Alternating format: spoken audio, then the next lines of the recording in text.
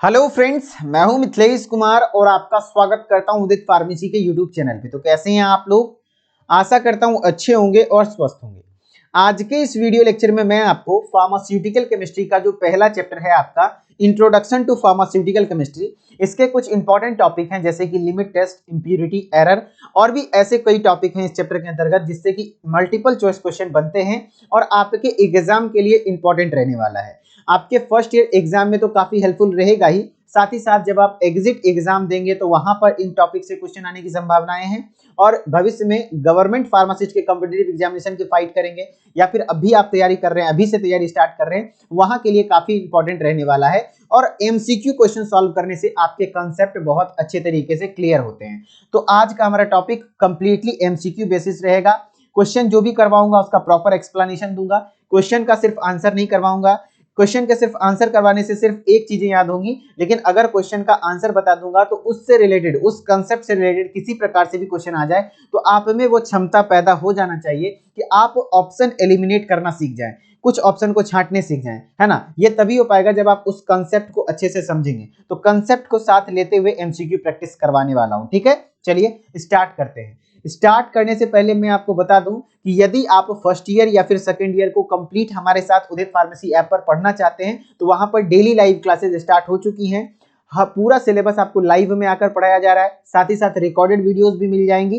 Complete syllabus करवाया जा रहा है, तो आप अपने ऐप पर उदित फार्मेसी के ऐप को डाउनलोड करके अपनी स्टडी को कंटिन्यू कर सकते हैं, ठीक है। डेली लाइव क्लासेस स्टार्ट हो चुकी हैं।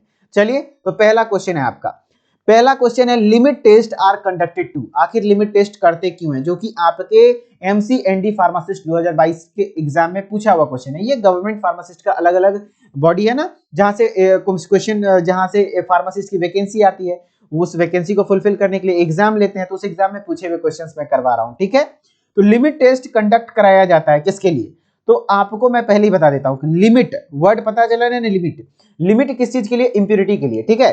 तो आप कोई भी सब्सटेंस है, केमिकल सब्सटेंस है, उसके अंदर इंप्योरिटी यानी कि अशुद्धियां, इंप्योरिटी क्या होता है, अशुद्धियां, अशुद्धियां उसके अंदर है या नहीं है, प्रेजेंस या एब्सेंस, प्रेजेंस और एब्सेंस ऑफ इंप्योरिटी को डिटेक्ट करने के लिए, पहचानने के लिए लिमिट टेस्ट किया जाता है, ठीक है। तो वही चीजें हैं, डिटेक्ट द प्रेजेंस और एब्सेंस ऑफ इंप्योरिटीज। जी हाँ, डिटेक्ट किया जाता है कि किसी भी सब्सटेंस के अंदर इंप्योरिटी है या नहीं है। अब ये इंप्योरिटी क्या है, इंप्योरिटी दूषित सब्सटेंस होता है। जैसे कि मान लीजिए आप कोई केमिकल सब्सटेंस का मैन्युफैक्चरिंग कर रहे हैं, कुछ बना रहे हैं, कोई रिएक्शन किए, आप जो डिजायर्ड केमिकल कंपाउंड था वो तो बना, साथ साथ उसके साथ कुछ बाय प्रोडक्ट बन गया या फिर उसके साथ कुछ और भी चीजें बन गई जो आपके अनवांटेड हो, आपके लिए जरूरत नहीं है, तो वो इंप्योरिटी के अंतर्गत आ जाती है, ठीक है। जैसे कि आप एग्जाम्पल समझ सकते हैं कि खेत में कुछ भी बोते हैं, आप धान बोते हैं, गेहूं बोते हैं, तो उसके साथ साथ घास पतार भी आ जाता है, तो घास पतार उसकी इंप्योरिटी के अंतर्गत आ गए और जो वो धान हो गया वो आपका फसल हो गया। उसी प्रकार से इंप्योरिटी है, तो इंप्योरिटी को पहचानने का काम करता है कौन, लिमिट टेस्ट। इसलिए हम लोग करते हैं लिमिट टेस्ट, किस लिए करते हैं, इंप्योरिटी को डिटेक्ट करने के लिए, ओके। नेक्स्ट क्वेश्चन है closeness of true value to the observe value is called. देखिए, ट्रू वैल्यू और ऑब्जर्व वैल्यू, मैं बोल रहा था कि आपको मैं समझाता हूं, ध्यान से देखिएगा कि एक्यूरेसी और प्रिसीजन का कांसेप्ट समझ जाएंगे तो ध्यान रह जाएगा। कोई भी सामान है, उस पर आपको लिखा हुआ है कि इसका, कोई भी सामान है उस पर आपको लिखा हुआ है कि ये 250 ग्राम है। कितना है, 250 ग्राम है, ठीक है। और जब आप वेट करते हैं तो वो 240 ग्राम ही निकलता है, ठीक है। तो जो लिखा हुआ है वो ट्रू वैल्यू है और जो आपने ऑब्जर्व किया वो ऑब्जर्विंग वैल्यू है। तो यदि आपका ऑब्जर्विंग वैल्यू ट्रू वैल्यू के नजदीक आ रहा है, बहुत नजदीक आ रहा है, यानी कि 249 ग्राम, 248 ग्राम, तो उसको एक्यूरेसी कहते हैं। क्लोजनेस, नजदीक, तो ये बोल रहा है the closeness of true value to observe value. True value जो है ऑब्जर्व वैल्यू के काफी नजदीक आ रहा है तो वो क्या कहलाता है, एक्यूरेसी कहलाता है। जबकि प्रिसीजन की बात करेंगे तो आप में इसमें क्लोजनेस नहीं होती है, जबकि रिपीटेबिलिटी होती है। कोई भी एक रिजल्ट आ रहा है, लगातार बार बार आपका वही रिजल्ट आ रहा है, तो वो प्रिसीजन कहला जाता है, ठीक है। तो प्रिसीजन लगातार रिपीटेबिलिटी होती है और एक्यूरेसी में क्लोजनेस हो जाती है ट्रू वैल्यू के, मतलब ट्रू वैल्यू के जितने नजदीक जाते जाएंगे एक्यूरेसी उतनी ज्यादा होती जाएगी, ठीक है। फिर non systemic error is called as, is also known as. Non systemic error को क्या कहते हैं, तो मैं एरर का कंसेप्ट आपको बता देता हूं। एरर, त्रुटि, इसको कहते हैं मिस्टेक। तो आपको फार्मास्यूटिकल केमिस्ट्री में मेनली दो प्रकार का एरर पढ़ना होता है। एक होता है डिटर्मिनेट एरर, एक होता है इनडिटर्मिनेट एरर, एक होता है इनडिटर्मिनेट एरर। डिटर्मिनेट एरर को डिटरमाइन किया जा सकता है यानी पहचाना जा सकता है और उसको कम किया जा सकता है, लेकिन इनडिटर्मिनेट एरर को आप पहचान नहीं सकते, काफी मुश्किल होता है। इसी का एक और नाम दिया जाता है, जो डिटर्मिनेट एरर है उसी का नाम है सिस्टेमिक एरर भी। क्या क्या? Systemic error. और इनडिटर्मिनेट एरर को नॉन सिस्टेमिक एरर कहते हैं। तो वही क्वेश्चन है कि नॉन सिस्टेमिक एरर क्या कहलाता है? डिटर्मिनेट नहीं, डिटर्मिनेट तो सिस्टेमिक को कहते हैं। इनडिटर्मिनेट एरर, यस, ये आंसर हो जाएगा इनडिटर्मिनेट एरर, जो कि नॉन सिस्टेमिक एरर कहलाता है।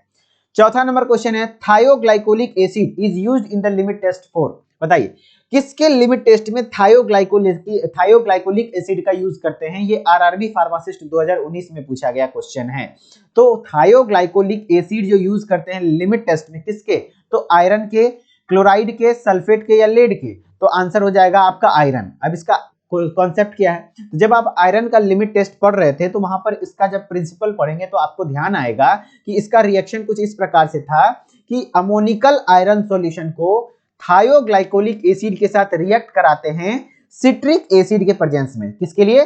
किसके प्रेजेंस में? सिट्रिक एसिड के प्रेजेंस में एक कॉम्प्लेक्स कंपाउंड का फॉर्मेशन होता है फेरस थायोग्लाइकोलेट, है ना। और इसी कॉम्प्लेक्स कंपाउंड के कारण कलर सॉल्यूशन का चेंज हो जाता है और पेल पिंक, हल्का गुलाबी या तो डीप रेडिश पर्पल कलर देता है। कैसा देता है? डीप रेडिश पर्पल कलर देता है। कैसा? डीप रेडिश पर्पल कलर देता है। ठीक है, तो आपको मैं क्या बोल रहा हूं, तो आयरन में क्या बोल रहा है कि आयरन के लिमिट टेस्ट में यहां किसके बारे में पूछ रहा है? Thioglycolic acid. तो थायोग्लाइकोलिक एसिड यही ना है, किसके लिए यूज करते हैं? तो आयरन के लिए यूज करते हैं। ठीक है, तो आयरन का आपको सबका प्रिंसिपल ध्यान होना चाहिए। जैसे आयरन और क्लोराइड का तो जरूर याद रखिए। आयरन का क्या है? आयरन अमोनिकल सॉल्यूशन है, उसको किसके साथ? आयरन के अमोनिकल सॉल्यूशन को थायोग्लाइकोलिक एसिड के साथ रिएक्ट कराते हैं। थायोग्लाइकोलिक एसिड साथ रिएक्ट करते हैं किसके उपस्थिति में? सिट्रिक एसिड की उपस्थिति में। आपको बनता क्या है? फेरस थायोग्लाइकोलेट, जो कि एक कॉम्प्लेक्स कंपाउंड होता है। ठीक है, चलिए तो वहां पर थोड़ा सा पढ़ लीजिए। Limit test of iron is based on the reaction of iron in ammoniacal solution. Iron को अमोनिया के अंदर डाल के जो सॉल्यूशन बनाता है वो बोल रहा है iron in ammoniacal solution with थायोग्लाइकोलिक acid. Iron का इंटरेक्शन यानी रिएक्शन किसके साथ है? थायोग्लाइकोलिक एसिड के साथ। किसके उपस्थिति में? सिट्रिक एसिड की उपस्थिति में। और बनाता क्या है? आयरन थायोग्लाइकोलेट बनाता है। इसी को फेरस थायोग्लाइकोलेट भी कह सकते हैं, जो कि एक कोऑर्डिनेट कंपाउंड यानी कॉम्प्लेक्स कंपाउंड होता है। विच इज पेल पिंक, हल्का पीला, सॉरी हल्का गुलाबी। पेल मतलब होता है हल्का, तो पेल पिंक यानी हल्का गुलाबी या तो deep reddish purple in colour होता है। काफी डीप रेडिश पर्पल कलर होता है। ठीक है, फिर कह रहे हैं यहां पर फेरिक आयन रिड्यूस होकर के फेरस आयन में कन्वर्ट हो जाता है बाय थायोग्लाइकोलिक एसिड। यानी कि जो Fe3+ है वो Fe2+ में कन्वर्ट हो जाता है। जैसे कि आपको रिएक्शन में दिख रहा होगा ये Fe2+ है ना, तो फेरिक को फेरस में कन्वर्ट कर देता है कौन? Thioglycolic acid. And compound producing ferrous thioglycolate, और एक कंपाउंड बनता है फेरस थायोग्लाइकोलेट। तो इस प्रकार से क्वेश्चन आपके बनेंगे कि आयरन के लिमिट टेस्ट में जो किसके साथ रिएक्शन होता है? तो थायोग्लाइकोलिक एसिड के साथ। किसकी उपस्थिति में होता है? तो सिट्रिक एसिड की उपस्थिति में। कौन सा कंपाउंड बनता है? तो फेरस थायोग्लाइकोलेट बनता है, जो कि एक कॉम्प्लेक्स कंपाउंड है। ये जो कॉम्प्लेक्स कंपाउंड फेरस थायोग्लाइकोलेट बना वो क्या उसके कारण सॉल्यूशन का कलर कैसा होता है? तो पेल पिंक, हल्का गुलाबी या फिर डीप रेडिश पर्पल कलर देता है। तो याद रखना पड़ेगा ये सब चीजें।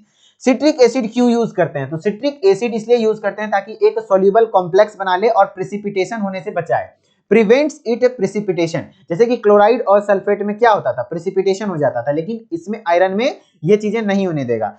Ferrous hydroxide, the colour develops only in presence of alkali. Alkali के प्रेजेंस में, जैसे अमोनिया क्यों ऐड करते हैं? अमोनिया सॉल्यूशन भी ऐड किया जाता है आयरन के लिमिट टेस्ट में, क्योंकि उसको बेसिक मीडियम यानी अल्कली मीडियम प्रोवाइड कर सकें। ठीक है, तो ये कलर सिर्फ अल्कली मीडियम में ही प्रोवाइड करेंगे। और बच्चे कंफ्यूज हो जाते हैं कि citric acid acidic medium provide करता है। नहीं भाई, ये सिट्रिक एसिड सोल्यूबल कॉम्प्लेक्स बना करके प्रेसिपिटेट होने से बचाता है। ठीक है, और colour is due to the formation of, colour किसके कारण हुआ? तो एक कोऑर्डिनेशन कंपाउंड यानी कि जो कॉम्प्लेक्स कंपाउंड बन रहा है फेरस थायोग्लाइकोलेट, ये वाला रिंग टाइप स्ट्रक्चर, इसके कारण फेरस थायोग्लाइकोलेट के कारण ये क्या हो रहा है कि कलर आ रहा है, जो कि स्टेबल होता है। ठीक है, चलिए तो अब नेक्स्ट क्वेश्चन है, citric acid is added in the limit test for iron 2। Kerala pharmacist में पूछा हुआ है कि जो लिमिट टेस्ट है आयरन के लिए उसमें जो सिट्रिक एसिड का यूज करते हैं वो क्यों करते हैं? बताइए। प्रोवाइड एसिडिक मीडियम, मैक्सिमम बच्चा ये मार देगा, नहीं ये नहीं होता है। To react with iron to produce purple colour, नहीं आयरन से रिएक्ट करके पर्पल कलर देता है, नहीं आयरन से तो रिएक्ट कौन करता है? थायोग्लाइकोलिक एसिड करता है।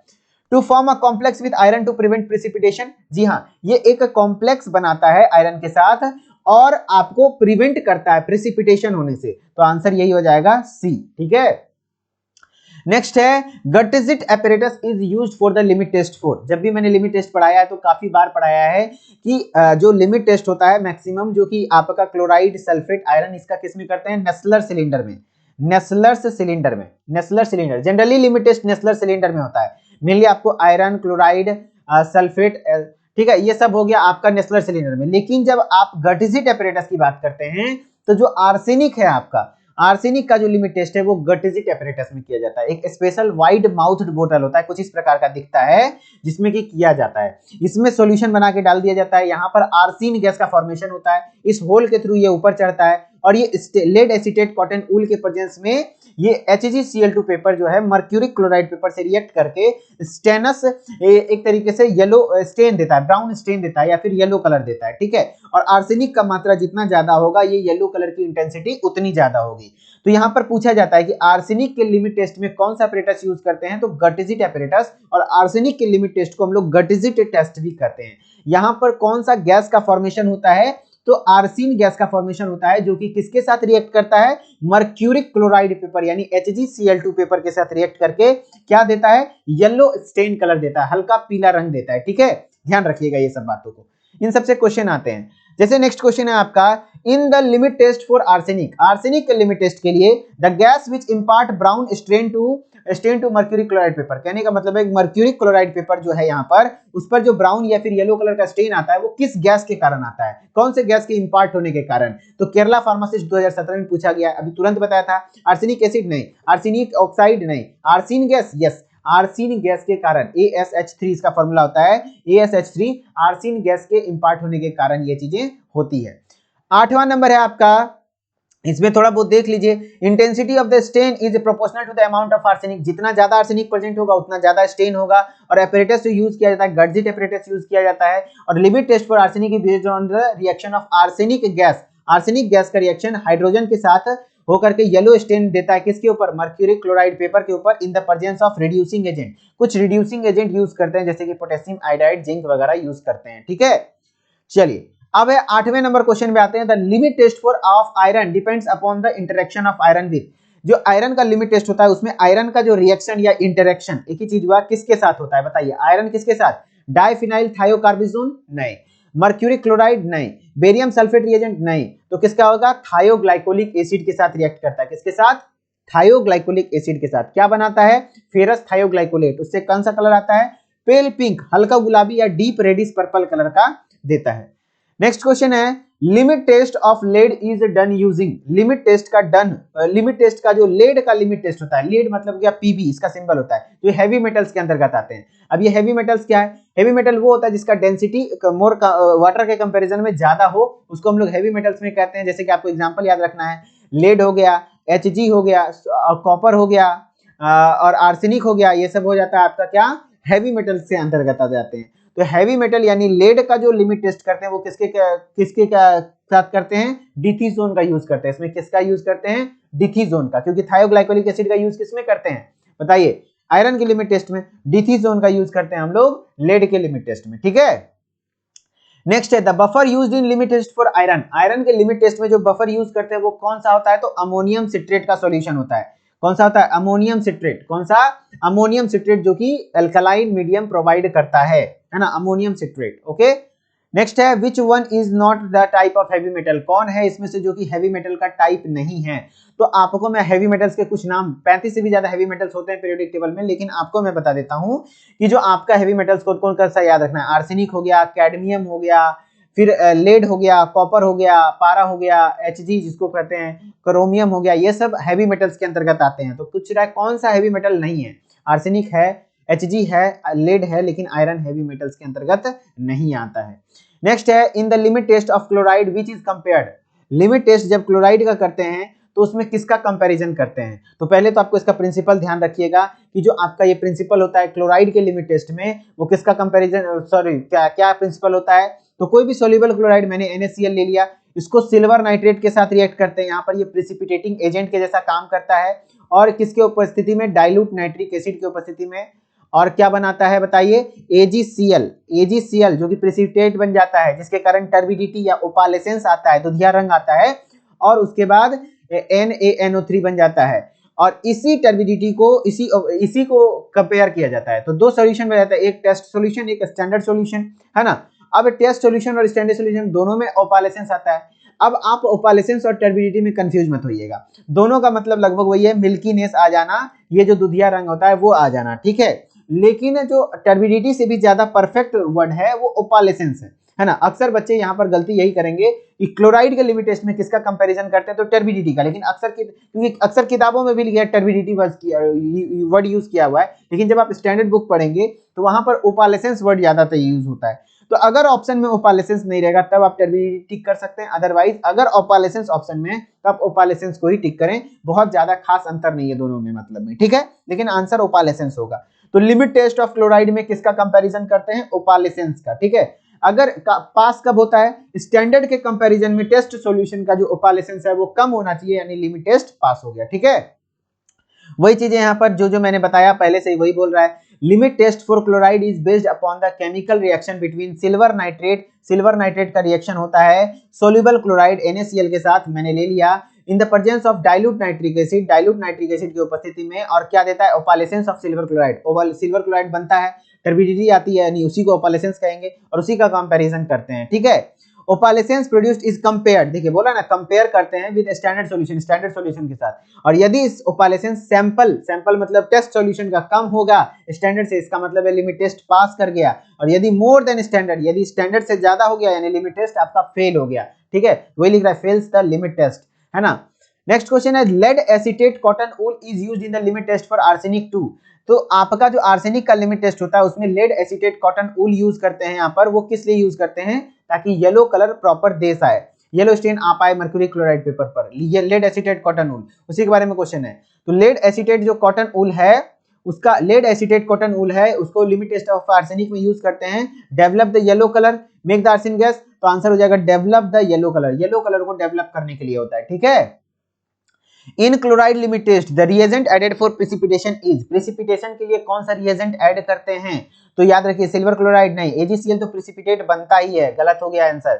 सिल्वर नाइट्रेट AgNO3, जी हाँ AgNO3 के साथ ही तो NaCl रिएक्ट करके AgCl बना लेता है ना। ये देखिए NaCl AgNO3 के साथ रिएक्ट करके ये Ag इसका ले लेता है Cl, है ना, तो AgCl बना लेता है। कहने का मतलब है कि क्लोराइड का लिमिट टेस्ट में जो रिएजेंट ऐड करते हैं वो कौन सा है, तो सिल्वर नाइट्रेट, कौन सा है, सिल्वर नाइट्रेट का हम लोग ऐड करते हैं।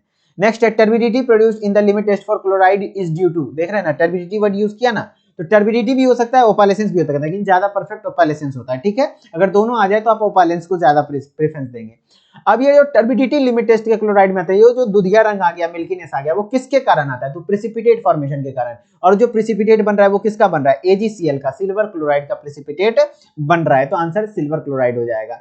Which stain paper is used in the limit test of arsenic? Arsenic के लिमिट टेस्ट में कौन सा स्टेन पेपर का यूज करते हैं, तो मर्क्यूरी क्लोराइड पेपर का, HgCl2 पेपर का, तो आंसर क्या हो जाएगा, mercury chloride paper, HgCl2 paper. इस प्रकार से आपको मैंने कुछ 15-16 क्वेश्चन करवाए पहले चैप्टर से, काफी इंपॉर्टेंट रहा है। और इसी प्रकार से यदि आप पूरी तैयारी करना चाहते हैं और यदि इंटरेस्टेड हैं तो आप हमारे फर्स्ट ईयर के कोर्स को परचेज कर सकते हैं, जिसमें कि आपको कंप्लीट रिकॉर्डेड क्लासेस मिल जाएंगी, है ना, ई बुक PDF नोट्स मिल जाएगा, साथ ही साथ लाइव क्लासेस डेली स्टार्ट हो चुकी हैं, थ्योरी MCQ एग्जिट एग्जाम सब कुछ यहाँ पर तैयारी करवाया जाएगा इसी कोर्स में, कोई अलग से कोर्स लेने की जरूरत नहीं है।